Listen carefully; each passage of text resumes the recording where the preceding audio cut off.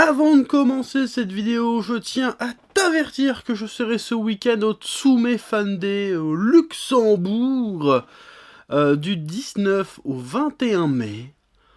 Je mets le lien dans la description pour toutes les infos si tu veux y aller. Nous on va y aller, on va revenir avec des photos, des vidéos, ça va être sympa, ça va être cool. Voilà, Tsume Fan Days, c'est ce week-end, Tsume Fan Day 5 même, si je dis pas de bêtises.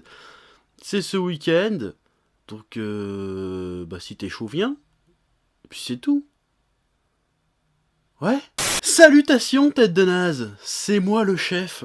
Aujourd'hui, vidéo n'importe quoi. Alors pourquoi? Alors en fait, si tu veux, là je vais partir 5 jours au Luxembourg pour une convention. Du coup, j'ai pas le temps de faire de grosses vidéos, tu vois. Je me dis, tiens, qu'est-ce que je vais pouvoir faire pour occuper la chaîne pour la passion. Enfin, la passion avec des euros cette fois. Non, même pas, parce que ça fera pas de vue ce truc-là. Parce que... Et en fait, j'étais sur Twitter, j'ai vu une vidéo de Squeezie où il racontait ses anecdotes de sa jeunesse. C'était marrant. Je me suis dit, tiens, je vais le copier. Je vais faire des anecdotes de ma jeunesse aussi, parce que je trouve que j'ai une jeunesse assez épique. Contrairement aux apparences, non, parce qu'il y en a, tu sais, parce que forcément, je suis gros, j'ai des lunettes, j'aime bien les mangas, forcément, j'ai pas de vie, tu vois. Mais en fait, si. Ma vie, c'est un putain de shonen. Alors, je vais te raconter quelques anecdotes de mon enfance. Pas forcément de mon enfance d'ailleurs, mais qui sont sympas parce que j'ai que ça à foutre. Et je vais appeler ça Chef Bizarre Aventure. C'est génial parce que c'est que des aventures bizarres. Donc là, je vais te raconter en mode story time 2-3 anecdotes. Et si ça te plaît, je referai ça régulièrement de temps en temps quand il y a des anecdotes qui me viennent. Voilà, ça va être rigolo, ça va être épique. Voilà, je sais pas trop pourquoi je fais ça. Je m'ennuie là tout de suite. Donc je vais faire ça, je vais te raconter ma life. Ouais, parce que je suis mégalo, je pense que ma vie est intéressante. Voilà, c'est parti. Tiens-toi prêt, ça va être trop bien. Aventure numéro 1. La fois où j'ai vu un bébé mort. Ah, ça va être méga fun à raconter cette histoire, putain. À l'ambiance directe. Génial. En fait, non, c'est un peu mensonger, c'est un peu putaclic. J'ai pas vu un bébé mort, en fait. J'ai vu un bébé en train de mourir. Oui, c'est atroce. Alors attends, comment je vais essayer de tourner ça pour que ça soit rigolo? Parce que c'est pas drôle comme histoire en fait, c'est tragique. C'est tragique de ouf, c'est terrible. Mais je vais te la raconter quand même. Alors, ceux qui connaissent, moi j'habite à Brest. Et il y a quelques années de ça, dans le quartier de Pont-à-Nézen, j'habitais encore à Pont-à-Nézen à l'époque, ceux qui connaissent savent les bails. Et il y a eu un fait divers terrible. C'est qu'il y a un bébé qui est tombé de la fenêtre en fait. Alors je l'ai pas vu tomber de la fenêtre, hein, mais en fait c'est passé à côté de... Il y a ma tante qui habitait juste à côté, et j'allais chez ma tante avec mes parents, et il y avait plein de pompiers et tout, mais qu'est-ce qui s'est passé? Et là il y avait un petit qui l'avait vu vraiment tomber, le gamin qui était tombé du 4ème étage quand même, hein, t'entendais le bébé chialer, bah. Donc c'était triste, c'était glauque, c'était pas trop la fête, et il y avait un gamin qui était blanc, oh le bébé il est tombé, j'ai tout vu et tout, je fais, oh c'est chaud. Et moi j'étais un gamin, non, je devais avoir 12-13 ans quand même. Et je sais pas pourquoi, l'idée me dit, tiens, je vais passer la tête, voir qu'est-ce qui se passe. Et en fait, j'ai un peu vu le bébé par terre. Voilà. C'est chaud? C'est chaud ou pas? Mais ça m'a pas plus traumatisé que ça, parce qu'en fait, c'était pas aussi gore qu'on pourrait le penser, finalement. Mais c'est quand même bizarre de se dire, waouh. Depuis, j'ai la phobie des... J'ai la phobie des balcons et des fenêtres. Quand j'avais mon petit frère qui se baladait, enfin, pas lui, un autre petit frère qui se balade près des fenêtres. Je dis, non, reste pas près des fenêtres, c'est chaud. Voilà, c'était ma première anecdote. C'est costaud comme anecdote, je sais pas si c'est badass ou si c'est méga chaud. J'ai mis une mauvaise ambiance là, non? En fait, c'était triste comme anecdote. Mais voilà, c'est pour te dire que oui, c'est chaud. Très très chaud. Il y en a certainement qui se souviennent de cette histoire d'ailleurs, qui sont de Brest. J'étais là. Voilà. Oui. Aventure numéro 2. La fois où j'ai vu un exhibitionniste. Ouais, j'ai que des anecdotes glauques et traumatisantes aujourd'hui, je sais pas ce qui se passe, mais en fait l'histoire est marrante. L'histoire est marrante parce qu'il faut que je te la raconte. Alors, quand j'étais petit, là j'étais petit, je devais avoir 8-9 ans. Hein. Je traînais tout le temps avec mes potes, et avec mes cousins, avec mes frères et sœurs. Parce qu'on est nés tous à peu près à la même date. Donc on se baladait en crew, si tu veux. Et on s'éloignait pas mal de chez ma tante ou de chez mes parents. On est allé dans un coin qu'on allait très rarement. Encore une fois, c'était à Pont-à-Désaine, ceux qui connaissent pourront raconter ça. Pourront témoigner, enfin pas témoigner de cette histoire, mais reconnaître le coin de vie. Et en fait, il y avait un petit coin avec des balançoires, et on allait jouer aux balançoires, oui, parce qu'à l'époque, je rentrais encore dans les balançoires, et on jouait peinard, tranquille, et puis il y avait un petit vieux, une quarantaine d'années, je dirais, qui se trimballait au loin, comme ça, les mains dans les poches, et qui marchait autour, comme ça. Bon, au début, on faisait pas attention, puis à un moment donné, je le regarde, en plus, j'avais pas mes lunettes à cette époque-là, j'étais myope comme je sais pas quoi, parce que j'avais pété mes lunettes, je me souviens. Et je regarde, tu sais, je fronce les machins, je fais, mais il monte sa bite. Ouais, le mec est en train de marcher avec les zigounettes à l'air, comme ça, là. En la faisant bouger pendant qu'il marchait, comme ça, tu vois. On est en train de regarder ça, mais c'est quoi ce délire? Puis je suis allé voir ma soeur, je fais, mais dis donc, mais pourquoi il nous monte sa bite, lui, là? Il est bizarre. Il fait, et après on était, ouais, viens, on se casse, il est chelou, lui. Et quand on commençait à se barrer, le mec, il nous suivait, tu vois. Donc du coup, on partait pas. Après, il fait, viens, on faisait des plans, fait, vas-y, viens, on se sépare. Puis moi, je partais d'un côté, et mes cousines partaient d'un autre, et puis en fait, ils nous suivaient sur un autre, fait, non, ça est trop chaud. Du coup, on restait ensemble, tu vois, et à un moment donné, à force d'attendre, le mec qui restait, il se rapprochait de plus en plus et tout. Et à un moment donné, on a craqué, vas-y, on va lui niquer sa mère, celui-là, et on l'a caillassé, en fait. On a pris des cailloux, on l'a fait, ah, va-t'en. Et il s'est barré, et pendant qu'il s'est barré, nous, on s'est sauvés, on a raconté ça aux autres gamins du quartier. Du coup, il s'est retrouvé avec tous les gamins du quartier au cul, qui étaient en train de faire des patrouilles pour le choper en vélo. Va, on va lui niquer sa mère et tout. Voilà, et puis après on a retrouvé ma mère, et puis on lui a raconté ma mère, elle a pété un câble, elle est montée dans la bagnole, je fais, oula, je vais le défoncer ce bâtard. Ma mère, elle a fait des drive-by shooting dans tout le quartier pour essayer de le retrouver, on l'a jamais retrouvé ce mec-là. Mais voilà, c'était la fois où on a caillassé un exhibitionniste. C'était génial, c'était épique.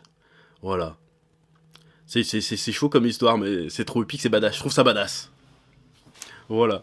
Prochaine aventure, la fois où je suis tombé d'un arbre. Alors elle sonne pourrie cette histoire, mais je la trouve drôle quand même, alors je vais te la raconter. Alors quand j'étais petit, vraiment petit, hein, allez, 5-6 ans, j'adorais grimper aux arbres. Mais vraiment, j'étais un petit singe, tu vois, j'étais pas encore en surpoids, tu vois, j'étais vraiment agile. Je pouvais marcher sur les mains, faire des saltos, j'étais un chimpanzé, faut dire ce qui est, j'adorais grimper aux arbres. Et il y avait un arbre derrière chez moi qui était super grand, c'était un sapin, il faisait au moins 10-15 mètres de haut, facile. Alors peut-être que j'exagère avec mes souvenirs d'enfance, mais il était super haut. Et je traînais avec mon pote Merwan. Alors, je dis pas dire son nom de famille, mais mon pote Merwan, on grimpait aux arbres comme des bâtards. Et un jour, on montait sur la cime de l'arbre. Et on aimait bien se balancer comme ça pour se faire peur. Genre, oh, on va tomber. Et à chaque fois on disait, non mais arrête de faire ça, un jour tu vas tomber, machin. Et moi j'en avais rien à foutre. Je fais, mais non, tu vois. Et sauf qu'un jour, ben, je suis tombé. Et je me suis pas blessé ou quoi que ce soit, mais je suis tombé, si tu veux, je me suis vu tomber, mais tu sais, de dos, genre Hans Gruber dans Die Hard, tu vois, quand il tombe du Nakatomi Plaza, bah c'était moi. Mon pote, tu vois, il essayait de me rattraper comme ça au ralenti, et moi je tombais, oh. Et je me suis éclaté à plat contre l'herbe, tu vois, parce qu'il y avait de l'herbe en bas. Un plat contre l'herbe, et je suis resté choqué comme ça. Et la dernière image que j'ai vue, c'est mon pote qui était resté en haut de l'arbre, qui était aussi en train de tomber, et qui me tombait pile poil dessus. Et là, après, rideau. Il est tombé, hop. Et après, je me suis réveillé. Bon, a priori, j'avais rien, j'ai juste un petit peu sonné. Sauf que quand je me suis réveillé, mon pote s'était tiré. Et en plus, il faisait nuit. Alors qu'au moment où je suis tombé, il faisait plein jour, tu vois. C'est-à-dire que je suis resté probablement plusieurs heures inconscient dans l'herbe. Au milieu de tout le monde, hein, c'est un passage où il y a beaucoup de gens qui passent. Que mon pote, il m'a pas réveillé, il s'est tiré. Et que moi je suis resté comme ça, en train de faire une sieste au milieu de l'herbe jusqu'à que la nuit tombe. Et qu'après je suis rentré chez moi comme si rien n'était. Voilà, c'était un peu l'anecdote de la loose. Je pense que personne n'en avait rien à foutre de ma gueule. J'aurais pu être mort à ce moment-là. J'ai peut-être fait un mini coma, j'en sais rien. Parce que le gars qui m'est tombé dessus, parce que même quand j'étais petit, bon, j'étais pas encore méga gros, tu vois, mais bon, je faisais bien mes 50 kilos, tu vois, facile, tu vois. Et le mec qui m'est tombé dessus, avec la vitesse et tout comme ça, bon, j'aurais peut-être pu être mort, avoir un truc de cassé. Et on m'a laissé sur le sol comme une merde pendant probablement plusieurs heures. Voilà. C'était une histoire fascinante, n'est-ce pas? Ça, c'est une sacrée aventure. Ouais. Prochaine aventure, la fois où j'ai niqué le game en anglais. Alors, je t'explique cette histoire. Alors, moi, quand j'étais au collège, quand j'étais à l'école en général, dans ma scolarité, j'étais une putain de tête, j'étais un putain d'élève, attention. Non mais je déconne pas, moi j'étais dans les premiers de la classe à chaque fois. Bon, il y avait toujours une petite binoclarte de merde qui avait des meilleures notes que moi, mais j'étais un bon élève, tu vois.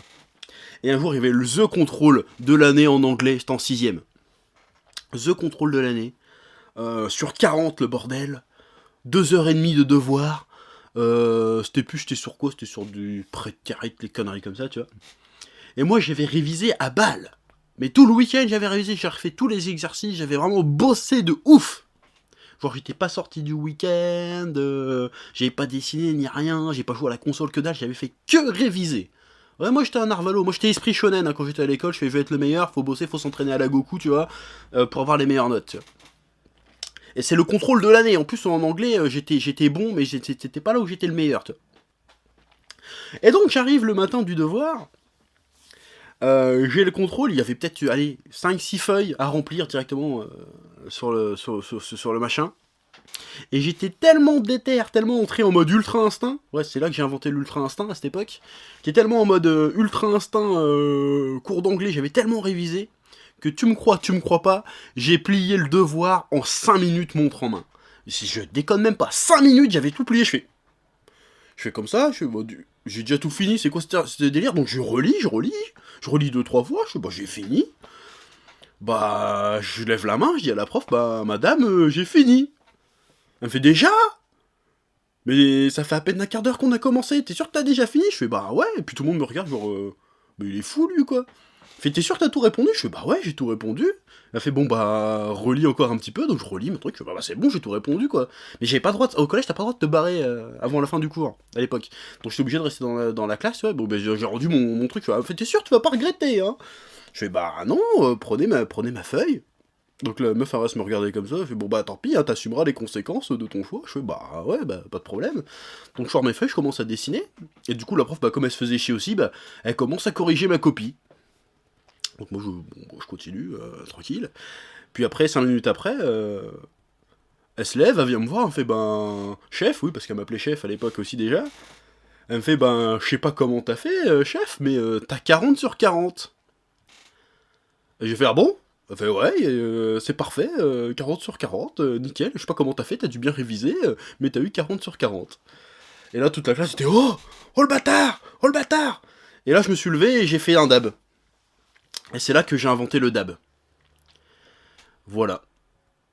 Du coup, cette histoire est restée dans les annales bien longtemps. Ça a même fait le tour de...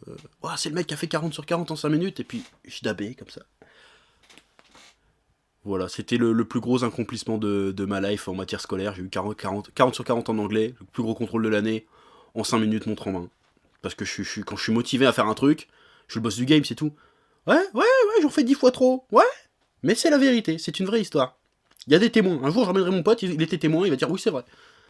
Tu verras. Dernière aventure de cette vidéo, mon entrée en 6ème. Mon entrée en 6ème, parce que là, je parlais du collège, j'ai jamais revu mon entrée en 6ème, mon premier jour en 6ème. Alors je te raconte un peu les bails. Je sais que j'ai pas l'air comme ça, mais moi au collège, j'étais badass. Non mais fallait pas me chercher la merde. Non mais je préfère te prévenir. Franchement, j'étais pas un voyou, si tu veux. Mais fallait pas trop me faire chier. J'étais un petit peu nerveux. Bon je me suis calmé avec l'âge, mais j'étais un peu nerveux. Mais le problème c'est qu'au collège, moi je traînais avec des potes, c'était des pseudo-intello geeks un peu fragiles, tu vois. Bah encore aujourd'hui d'ailleurs. Un petit peu. Et donc, premier jour d'entrée, on arrive en 6ème. Bon, comme d'habitude, la tradition veut que quand t'es un nouveau en 6ème, il y a les 3ème qui viennent te bolosser, tu vois. Sauf que ils connaissaient pas le chef. Ils étaient tellement pas prêts. Parce que moi, j'étais dans un collège Les Vénéricars. Ah, si ceux qui savent ça, ils connaissent. C'est un collège, classe moyenne, machin. Bon, il y avait 3 rebeux de noirs dans le machin, le reste c'était que des... Que des petits babtous fragiles, sans racisme aucun, mais c'est la réalité, quoi. C'est genre des gosses de divorcés. C'était pas du cassos, c'était pas du gros cassos. Or que moi, je venais de l'école publique Nati à la base. Pontanézen, j'ai déjà raconté. C'était full cassos. Là-bas, la cour de récré, c'était pas une cour de récré, c'était le dôme du tonnerre. Tu vois ce que je veux dire? Donc moi, quand j'arrive, collège Les Jacquard, je vois Thibaut, ou un truc comme ça, qui arrive avec ses potes à la con, Didier et Jean-Michel. Autant dire que je vais pas claquer du boule, tu vois, je n'ai rien à branler. Et ils arrivent, oh alors les petits 6ème, nanana, avec une voix comme ça. Et il met une claque à mon pote comme ça, hein, tu vois, comme ça, une petite claque comme ça. Et mon pote il dit rien, tu vois, sais, moi, je se regardais, je fais, vas-y, attends, vas-y, continue, continue. Il arrive devant mon deuxième pote, il fait, ouais, non, je sais plus ce qu'il lui dit. Il lui met notre petite claque comme ça. Et il fait ça avec tous mes potes. Et il arrive devant moi, ce bâtard. Il fait, alors, non, je fais, range ta main tout de suite, toi, sale fils de pute, parce que sinon, je vais te la péter, espèce de bâtard. Ouais, je parlais mal. Fait même à l'époque, je parlais un peu rebeu. Je fais, oula, la Rati me fait te défoncer ta mère, fils de pute. Voilà, je te nique. Attention. Oui, je raconte n'importe quoi en rebeu, mais t'inquiète, ça m'est passé, donc je sais plus le parler, mais le gars, je lui ai mis un coup de pression, tu sais. Donc là, il était devant ses potes, donc le choix, soit il relevait le défi, tu vois, soit il faisait machine arrière en disant, mais non, ça va, on rigole. Bah évidemment, il a choisi la deuxième option, parce que bon, si tu veux, moi avec mes potes, j'avais rien à voir avec là, si tu veux. Moi j'étais en 6ème, si tu veux, mais tu m'aurais dit que j'étais en seconde, ça passait pareil. Parce que j'ai une croissance un peu... voilà, hein. Donc le gars, il a bien compris que si ça partait en pugilat, il ferait pas un pli. Je le défoncerais sa gueule. Ça se voyait dans le regard, de toute façon. J'avais un regard méchant, j'étais mauvais déjà à l'époque. J'étais prêt à lui sauter à la gorge et à le bouffer, ce bâtard. Donc voilà. C'est comme ça que j'ai calmé des 3ème arrivant en 6ème. Bon, j'ai plein d'autres anecdotes un peu badass de baston comme ça, mais je vais pas les raconter tout de suite, parce que la plupart, il y en a qui me croiront pas, ils font genre, ouais, t'es un mytho. Mais la vérité, c'est la vérité. Mais j'ai trop d'histoires badass comme ça. Voilà, c'était mon entrée en 6ème.